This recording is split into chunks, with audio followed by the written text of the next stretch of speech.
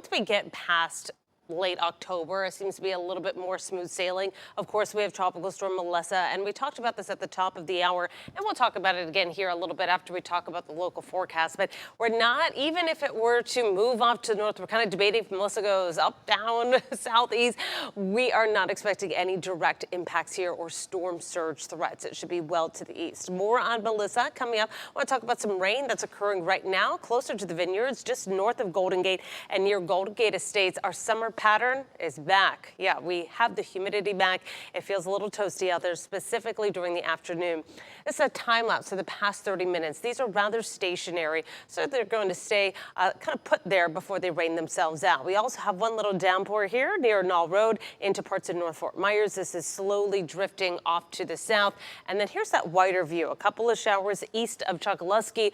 Most areas are dry, but the storms will kind of fade away over the next few hours. Most regions are dry. Barely any clouds out here through parts of Fort Myers Beach.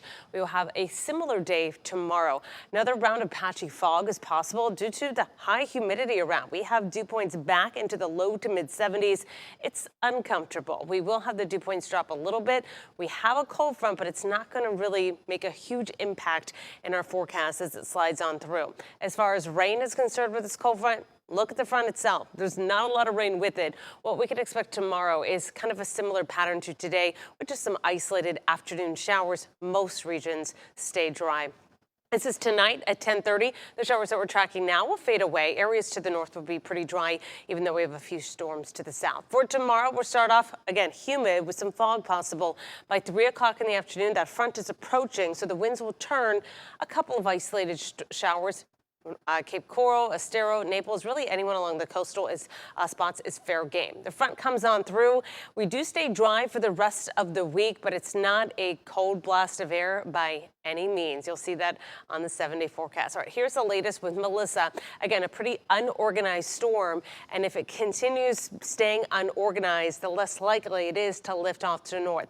However, as it meanders here through the next few days, the wind shear will relax, and that's where it has a slow, gradual process of strengthening into a Category 1 hurricane. There are some models that suggest it could get a little bit stronger.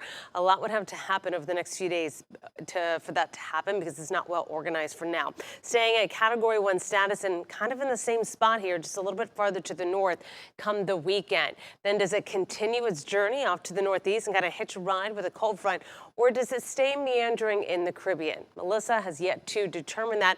What will determine that is how strong it is. If it's a little bit stronger, it'll probably move off to the north and east, but none of these models suggest a turn to Florida. I know this is an outlier. I would suggest it would stay kind of in the Caribbean here. We're not expecting at this time any direct impacts or even indirect at this point for Florida, specifically into Southwest Florida.